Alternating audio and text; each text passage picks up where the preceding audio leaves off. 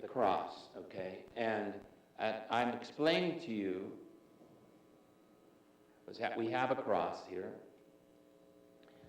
that the cross is basically the symbol of the atonement, or the death of Jesus, which really is the birth, the life, the death, and the re-life, you know. And we kind of symbolize that with the cross. Now, you know, a lot of our discussion, a lot of the things that we discuss and talk about around Jesus is why the cross, you know.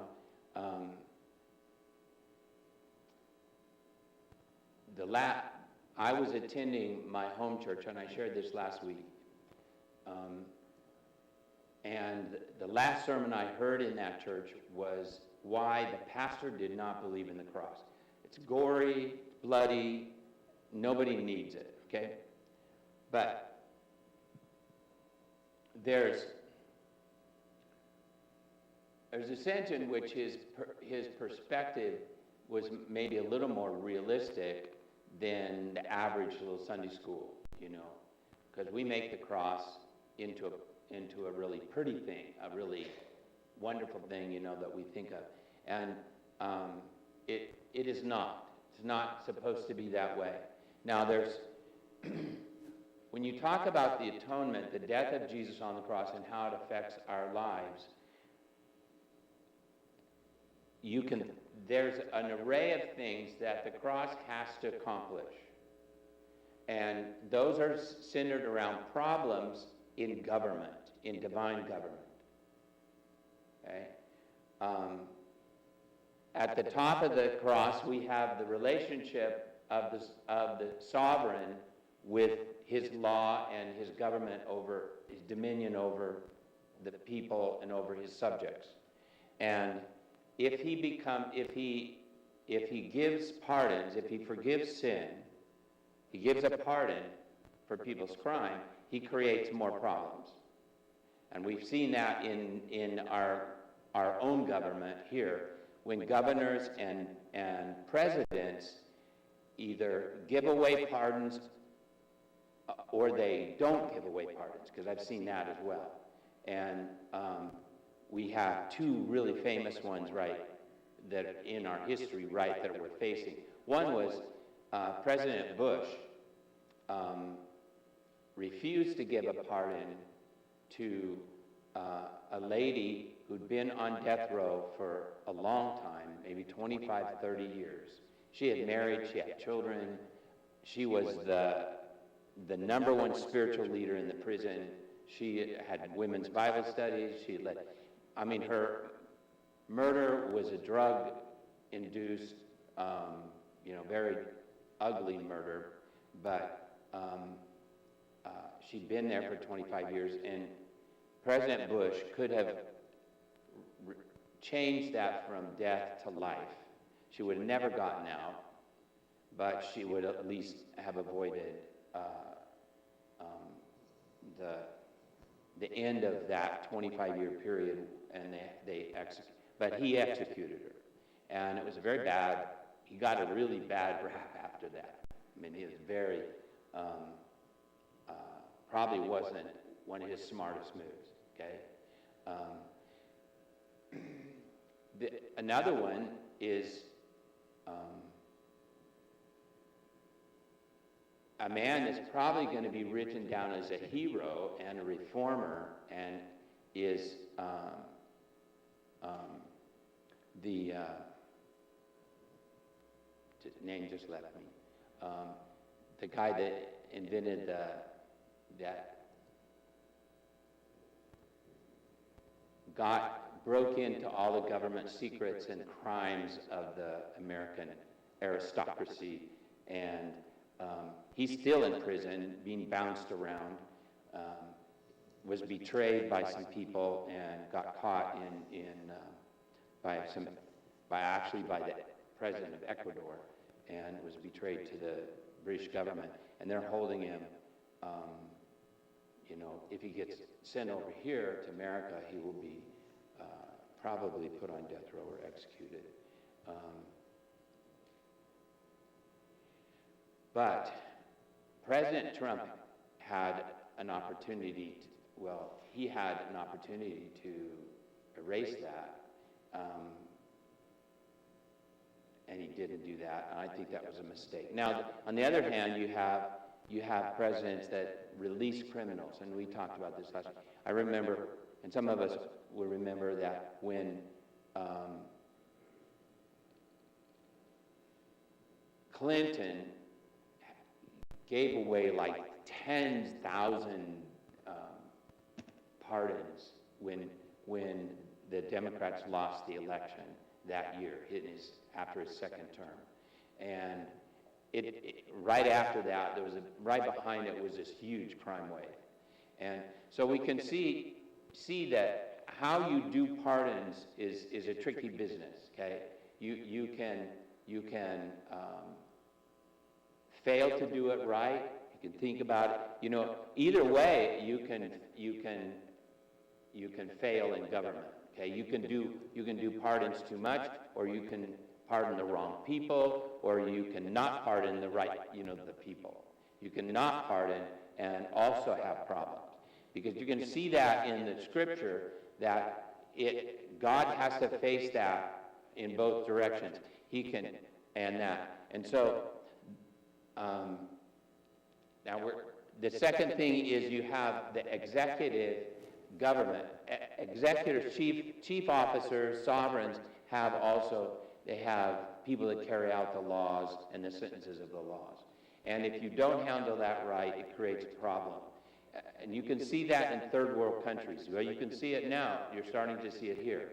And that is that if you don't uphold justice in a country, the law enforcement it'll go one of two ways. They will join the criminals and become criminals themselves, or they will carry out the penalty of the law without the executive branch and without justice. Now, those people won't get sentenced. They will just be executed on the way. I know that happens a lot in Mexico. It happens in China. It happens other places. It happens in South America. They call disappeared people. Disappeared people are usually disappeared by the executive branch, by the law enforcement. So you have, and those are called the authorities. In the Bible, they're called the authorities and powers. The third one is the way the world looks at pardoning. And I could give you lots of examples of it. When Obama started bad-mouthing the law enforcement, what did it do? It increased crime on the streets, okay? And Clinton did a bunch of weird stuff, and the weird stuff he was doing became public weird stuff, almost within, very short time. And so you have a problem when government is not behaving correctly, it crime wave. You have government stealing, what happens? The theft goes all the way down to the kids, the children in school. Goes all the way down, okay? And so you have that. So the other area is that when government is not working properly, crime increases, people increase crime. What happened, and we see this in the rise of the welfare state. The rise of the welfare state is the failure of government. It's caused by government.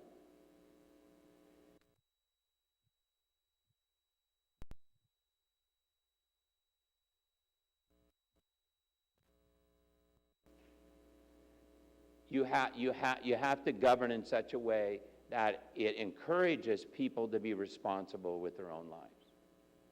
And the welfare state does not do that. Okay? So, that's the, you have a governmental problem in the fact that God is going to increase pardons and he's going to forgive criminals. That's us, guys. We're criminals. In the kingdom of God, we're all criminals. We're all breakers of the law. if we're going to stand up here and graciously announce that God is forgiving everybody their sins, we have to have a way of preaching and presenting that solves these 4 areas. And in my head, I see this as a globe, not just a flat 2-dimensional thing, because they are all interrelated this way and this way, Each one of those problems goes this way, and it goes this way, and that. So I see it as a sphere of influence rather than just a flat, lines this way. Now,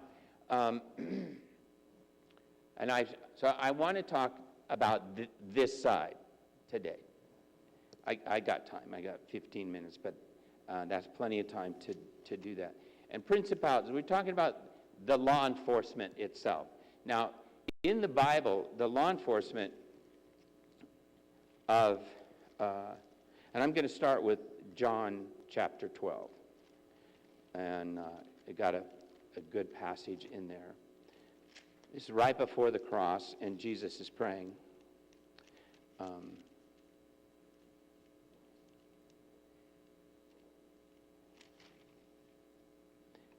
I'll start it at 27.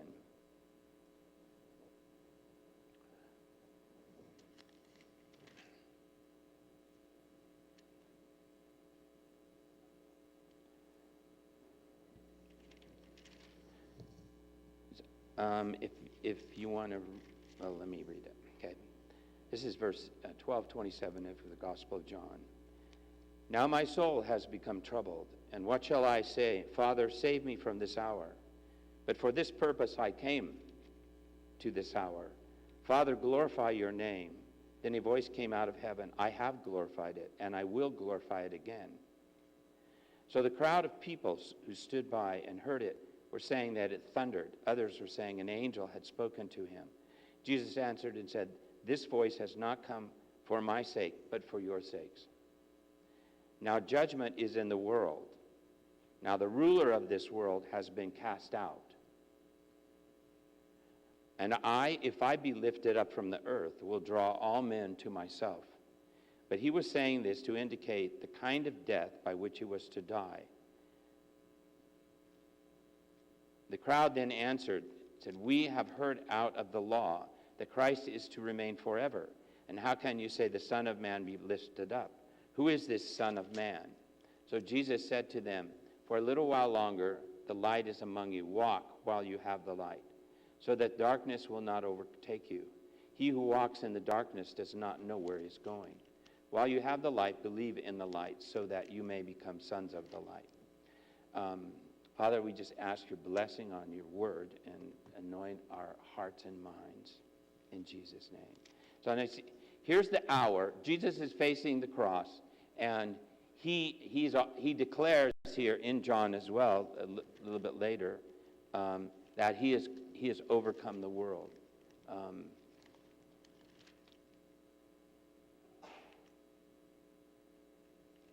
I didn't look that up yet, so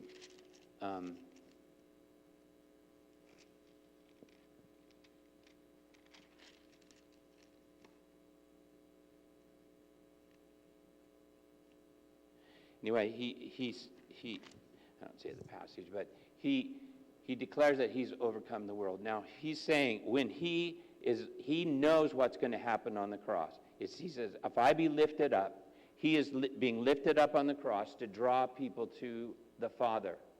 Now, the reason it draws it to the Father is because he's solving the problem with reconciliation between us and God. Now, everything in you, like Jordan Peterson was telling those young people in that university, you know that you are made in the image of God. You all you atheist university students, you know that. And that's why you see yourself is so offensive. You see everything around you is so offensive because it everything has to look at you as special, as something important, that you're created with this high value. Well, you wouldn't think that way if you were born in the Punjab, okay? Or if you were born somewhere else. Because the hardest thing about, and I know because I work with these guys, and the men don't have this as much as the girls do, but the girls have it really, really bad. And they agree with me. I've talked to them about it. The girls think they have no value unless there's some reason why their family or their boyfriend or whatever. I met a girl I worked with on their wedding. She was from Boston, from Nepal to Boston, and then she got into an arranged marriage here in Twin Falls. And when she came here, her senior year, she was 18, but she was still a senior. She got here to Twin Falls from Boston and into senior class, and she said, I'm years ahead of this, you know. And I know, being from Massachusetts, she was probably planning on going to college. And her story is sad. I'm not going to go into it, I don't have time, but it's a very sad story. I don't know if she ever went to college. But an arranged marriage can be, they just want another servant. Okay, the whole family, because there'll be 4 or 5 families living in one house, and the newest one in is the servant, the newest girl. And so that family may have just bought themselves a servant, which I think was the case. So her dreams of going to college and graduating didn't last long. So very sad. No, so you have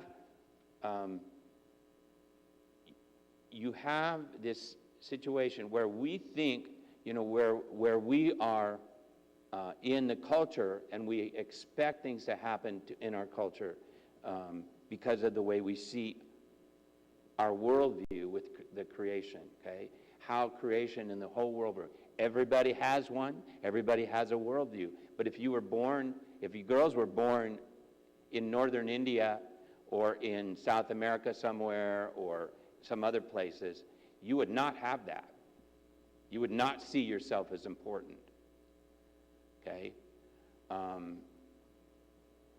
That's why I was trying. The biggest challenge I face when I'm dealing with those girls in that culture is convincing them that they're valuable. They don't see that. I just had a conversation with one of the most beautiful Nepali girls that I know, and I said to her recently, a couple weeks ago, your struggle, your battle is with your culture. It's not with God.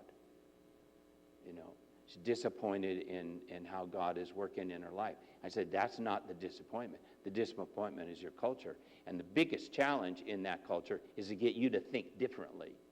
To think differently. But with women that are born and raised in a culture where girls don't have value unless they are, in a specific case, arranged with a person that will treat them with value, which that's a risky adventure there. Now, but there are principalities here that we have given, we have given them authority. Why does the demonic, why does the Satan and his followers have authority here? It's because we've given it to them. Adam and Eve started it in the Garden of Eden. They gave them the authority. God had given them one rule. They said one thing: don't eat from this tree. And when the serpent came there, they listened to the serpent. Okay? And that's what happens. When the serpent shows up, when Satan or demons show up, who do we listen to? Do we listen to God? Do we listen to the Word of God? Do we listen to those who are older and wiser than us? No. We follow our appetite. We follow our appetite. And that's exactly what the snake did in the Garden of Eden. That's exactly what he did again when he tempted Jesus. He tempted Jesus with his appetite, with his desires. He knew, first of all, that he was fasting and that he was very hungry. So he tempted him with his appetite. He also tempted him. He knew that Jesus was promised the kingdom. And he said, hey, I've got the kingdom. I've got it. They've given me all the authority I could possibly need. So if you bow down, just bow down a little bit, bow your head a little bit to me, I'll give you all the kings. You can have them all. See, so we have authority. Why does God allow that? It's because you have to execute crime. You have to execute it. And, since we have surrendered our lives over to the demonic to gratify our desires and appetites, and since they're nasty buggers anyway, Satan allows them to execute law here, and that has a positive both and a negative, just like it does in the natural government. Nobody likes to be stopped and arrested or stopped and given a ticket or anything like that, but it has a positive benefit as well as a negative one. Okay, they have to ask permission to take life anyway. Now, I'm not implying that all life is demonic. I'm not implying that at all. But it is an evil. Death is evil. Even Jesus says that. It's the last enemy that he destroys. But with that death, he destroys death on the cross by rising from the dead. Now, the question comes, why we have that. Now, the first thing, I'm going to be looking in Hebrews for a minute.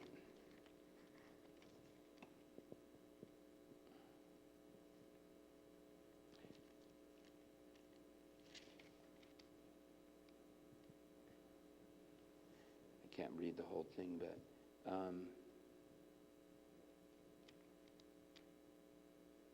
he says the earth is subject to man, for he did not subject to angels the world to come. This is chapter 2, which we are speaking. But the one is testified somewhere saying, what is man that you remember him, or the son of man that you are concerned about him? You have made him a little lower than the angels, and you have crowned him with glory and honor, and have appointed him over the works of your hands. You have put all things in subjection under his feet. For in subjecting all things to him, he left nothing that is not subject to him.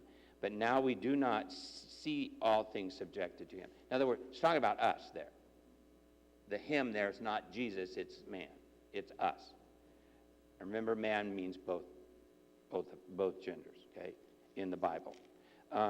We do not see him who is made a little lower than the angels, namely Jesus, because of the suffering of death, crowned with glory and honor, so that the grace of God he might taste death for everyone. Now, here you have the atonement. He's addressing that. We were given the creation subject to us. Because of the temptation to gratify desires instantly, we were talking about debt in the car today coming over. With the boys and I were. When we go into debt, we become a servant. When we go into debt, because we want gratification, desire, we go into debt, or we owe the devil.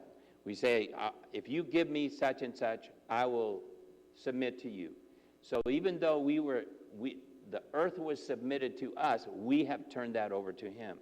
And he says, we don't see all things subjected to us now, but we do see him who is represented, who come to taste death for all of us. And that is so that he could do away with death. For it's fitting for him, for whom all things are through, and through whom all things, in bringing many children to glory, to perfect the author of their salvation through suffering. For both he who sacrifices and those who are sanctified, he who sanctifies and those who are sanctified, are all from one Father. For this reason, he is not ashamed to call them brethren, saying, I proclaim my name to my brethren. In the midst of the congregation, I will sing your praise, and I will put trust in him. And again, behold, I and the children whom God has given me. Therefore, since children share in flesh and blood, he himself likewise partook of the same, that through death he might render powerless him who had the power of death, that is the devil. It's verse 14. Very important to this topic. He might render powerless him who had the power of death, that is the devil, and might free those who through fear of death were subject to slavery all their lives. For assuredly he does not give help to angels, but he does give help to us, the descendants of Abraham, the children of Abraham. Therefore he had to be made like his brethren in all things, so that he might become merciful and faithful high priest in things pertaining to God, to make propitiation for the sins of the world. For since he is tempted in that he has suffered, he is able to come to the aid of those who are tempted. So here you have that. Now in this, you have several things going. Like I've said, you have a variety of theories of atonement. And there's like a dozen different theories of atonement. Okay? Like I said, you have to think of this as more like a sphere, because it depends on where you're at. You're not always straight up, straight down, this way. But those theories of atonement that tend to lean towards victory over Satan are called, victory theories of the atonement. They focus on victory over evil. Now, this was Martin Luther's favorite concept, and great Lutheran scholar Aulén wrote on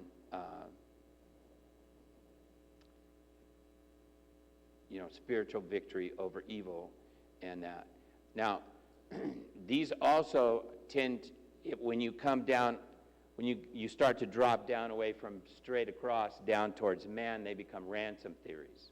Okay, and so they go from victory theories down to ransom theories. But as I've shared with you last week, once you take one theory, just one side, you have a one-sided cross, and you just focus there, you'll get a one-sided cross. It won't work, as the way it's designed to work. Now, and you can see that in this passage in Hebrews, that various things come out, various aspects of the cross, what you call dimensions of the cross. You can see that he's talking about us and our response, and the fact that he had to be tempted just like we are. He couldn't be our atonement and stay in heaven. He had to come here to do it. He had to live our life.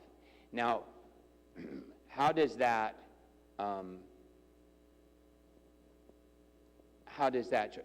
he's paying the price, what we call a ransom or redemption. There's a price that he's paying so that he can be our deliverer and free us from sin. If you focus just on the price, and some people do, the ransom theories only focus on the price. Jesus paid our price.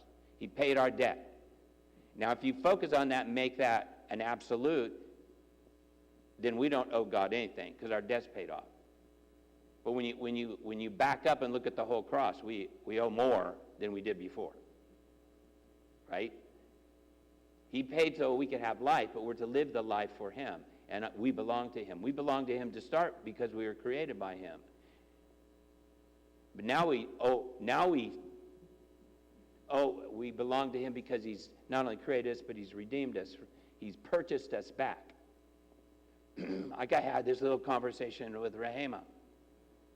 She was born not here, but in Africa with that same attitude. The girls are worthless. Okay? And if they want to get anything from the family, they have to pay the family for it. They have to buy it. And she was standing right there in the back, in front of the window, when I had this conversation. I said, Rahema, Jesus already bought you. He already paid for you. You don't owe your family anything, nothing.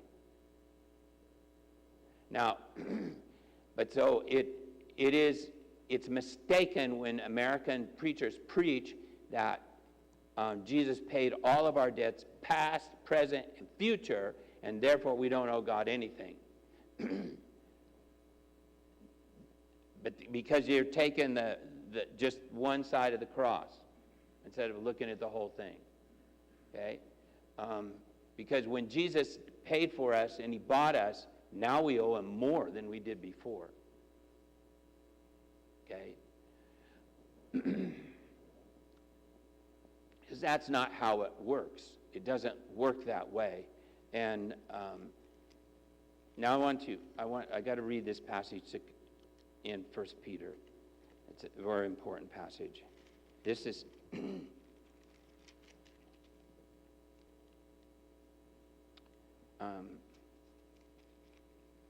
chapter 3. Chapter 3, verse 18. 1 Peter 3:18.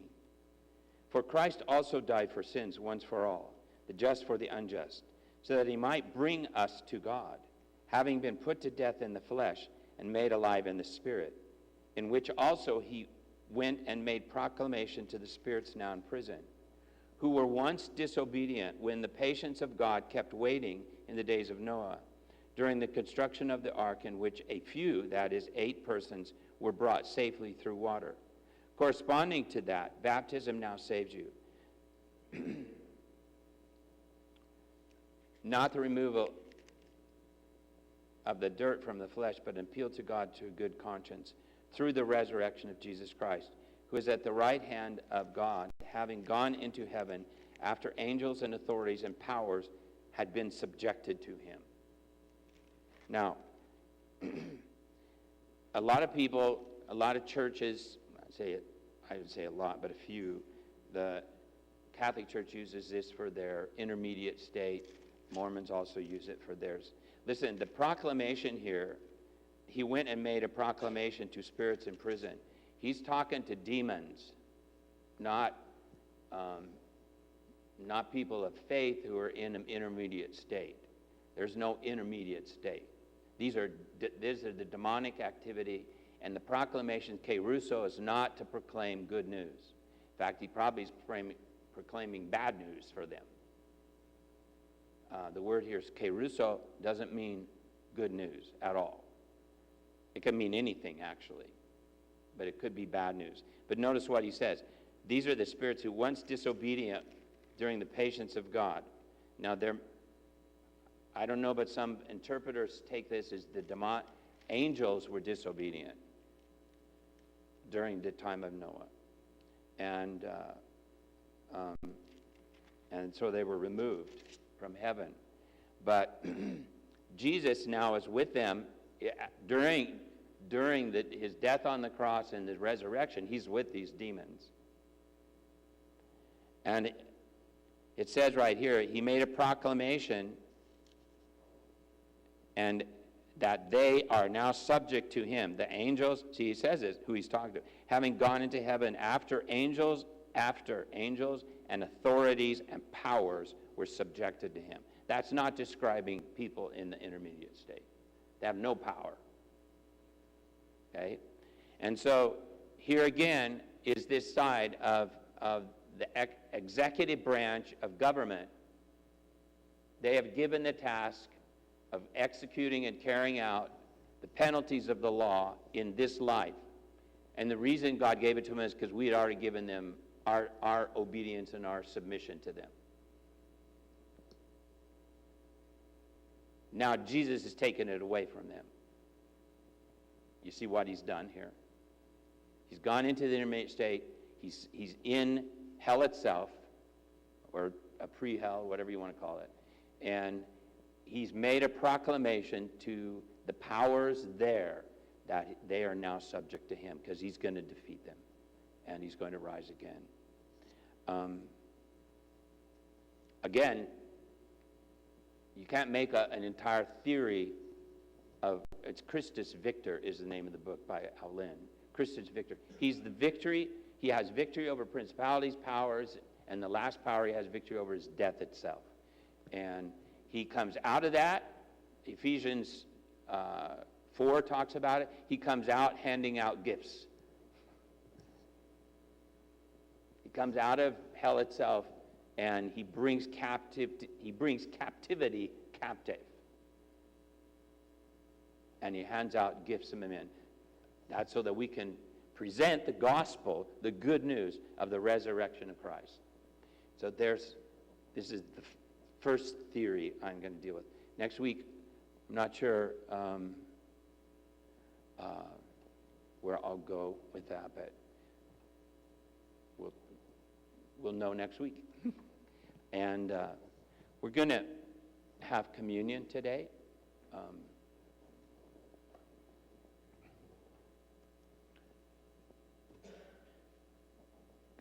Run back there and tell them to forward. So this is a good place. We could, any place we stop in that. You know, Jesus